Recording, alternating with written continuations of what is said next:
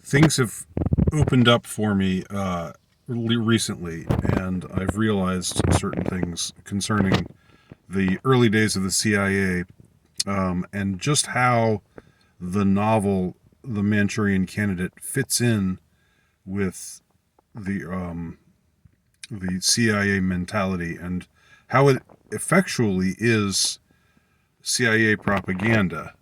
And this is not something that had ever occurred to me before. I've long been fascinated by the story of the Manchurian Candidate, and the whole notion of mind control, and of course, it's a fascinating and horrific notion that you could take over somebody's mind, hijack it, and make him that a foreign power could capture somebody with and then hold them without their knowledge, and make him into a murderer, essentially, a hitman for hire, or just a hitman at suggestion.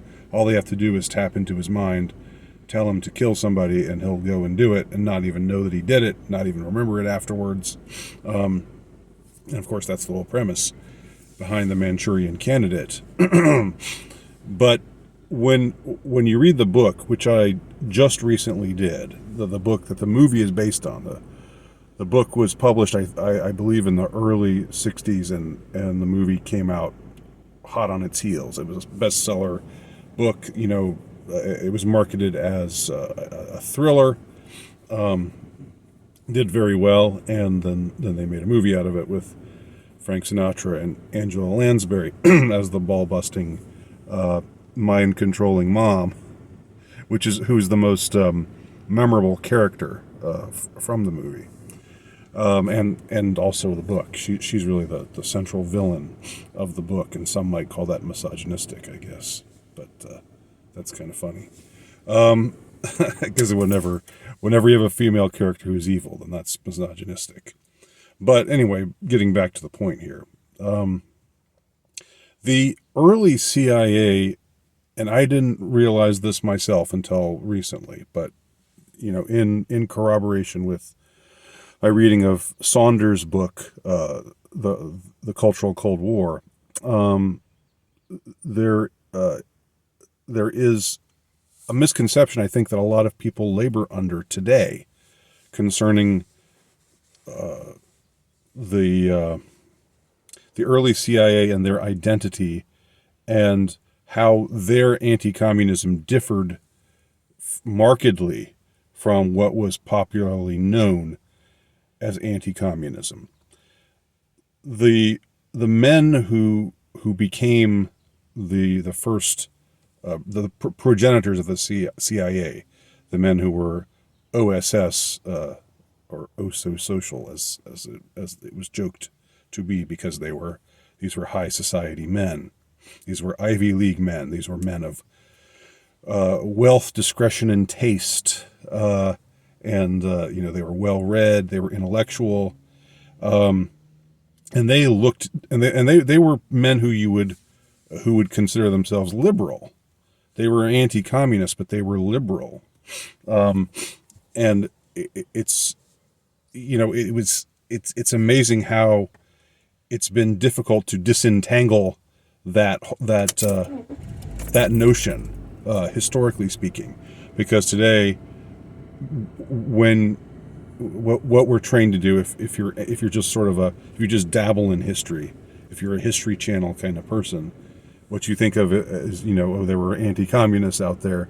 You think of Joseph McCarthy and the McCarthy hearings.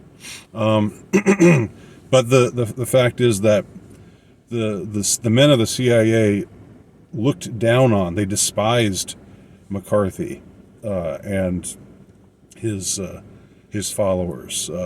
They thought they were rubes and hicks and know-nothings, and they were just dripping with contempt for the like of Joe McCarthy, or what they thought Joe McCarthy was, the sort of man that they believed him to be. But at the same time, they were also anti-communist, but they thought that someone like Joe McCarthy gave anti-communism a bad name. So what you find in the Manchurian Candidate is this kind of bait and switch, and I don't know if it's intentional on the part of the author, or if the author was just trying to write a ripping good yarn, and it just sort of fell into place in a way that was useful for the powers that be. But in any case, what you have in the book is it's both anti-communist in its portrayal of the Soviet brass and the Chinese communist leadership, and their unscrupulous and evil ways of going about taking an American GI and making him into a political assassin for their cause. But it's also, the book and the movie too are also anti-communist in how they portray Joseph McCarthy. The McCarthy-like character is just this idiot. He's just this guy who's completely dominated by his wife, who's the real brains of the operation, and his wife is actually secretly in cahoots with the communists. So you have the woman who's essentially supposed to be Mrs. Joseph McCarthy, basically controlling her husband like a puppet. And at the same time, what we find out, I mean, it's spoilers, but I mean, hell, the book is like 60 years old now, so and the movie too. So I don't think I'm really spoiling anything by telling you the spoiler, because you if you know anything about it, you know this already. But the wife of the Joseph McCarthy character ends up being the handler of the GI, who is also her son. So there's all this. There are all these layers of perversity. There's this Oedipal layer.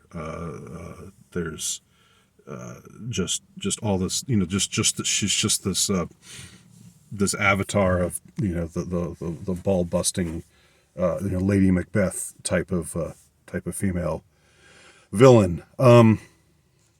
By the way, when Meryl Streep played this character in the 2004 remake of The Manchurian Candidate, people thought she was channeling Hillary Clinton, and I can believe it when you watch the 2004 Manchurian Candidate.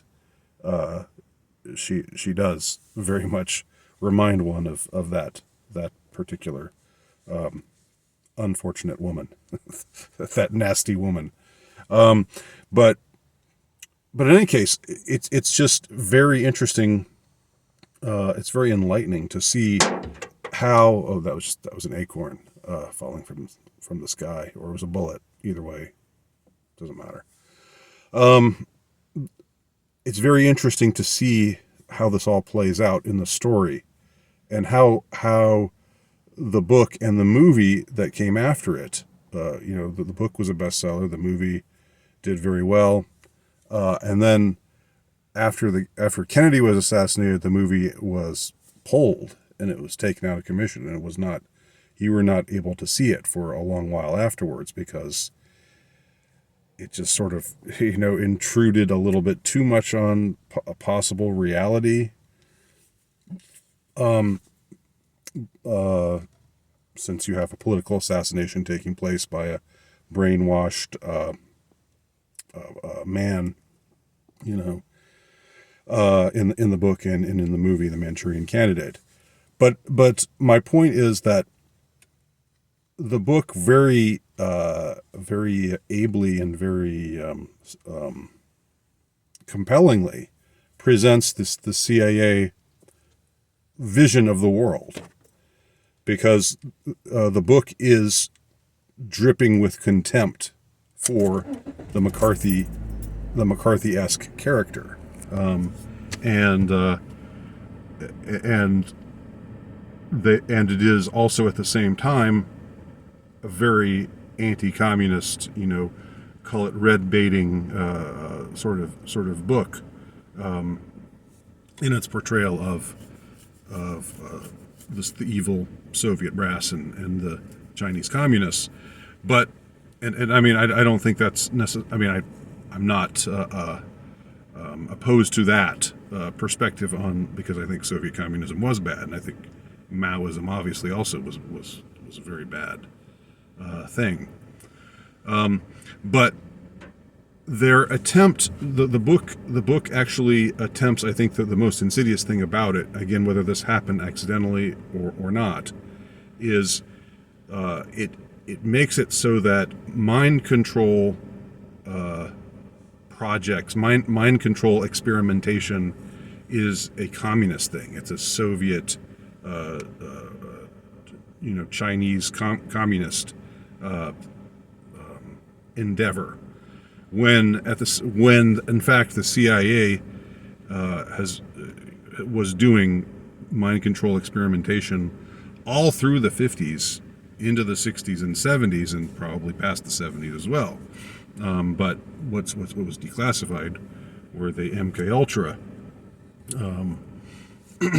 revelations, the Project MK Ultra, which involved both experimentation, both on willing and unwilling people through various means and the idea was to be able to get into their minds and get them to do things, which is what, again, the hapless GI, mind controlled GI protagonist of the Manchurian Candidate winds up doing. But he's mind controlled by the communists. So you have, again, just all of these things happening concurrently in the book and in the movie. Although it's been a longer time since I've seen the movie and I've just read the book. But you have this liberal perspective on culture and everything, wanting to say, well, we're just like the progenitors of the CIA.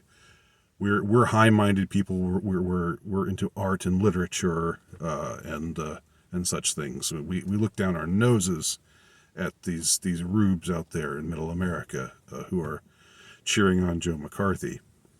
But we're also very anti-communist, and we're also quite ruthless and quite dishonest in that we take our own, what we're doing, the evil things that we're doing, the experiments that we are running on both witting and unwitting people through the MK Ultra program. We're going to take that, we're going to plaster it on our enemies and say it's what they're doing to us. And in the book, the FBI and the CIA appear in the end, and they're the good guys. They don't make that big of a role. They don't play that big of a role. But when they do come in, that's the role that they do play. So it's just interesting to see how the Manchurian Candidate operates as CIA propaganda. Well, which is in a way counterintuitive, because you would think that the CIA propaganda would be, no, there's no such thing as brainwashing. There's no such thing as mind control. This is all made up. This is just paranoid, delusional fantasies. This is just conspiracy theories. But it's a book that really is awash in conspiracy theory, conspiracy thinking, almost to the point of science fiction, of them being able to perfect this procedure of mind control that just seems so out there that it's hard to believe that it actually could be real. It's fantastical, but at the same time, the book makes it so that mind control is something that they're doing. It's what the enemies are doing to us, It's not what we, the CIA and the deep state and the power elite are doing to our own citizens, who we look down on the same way that we look down on rubes like Joe McCarthy and his fans and followers and so forth. So those are my thoughts. Take them however you will, and leave your comment below if you have one. Talk to y'all soon.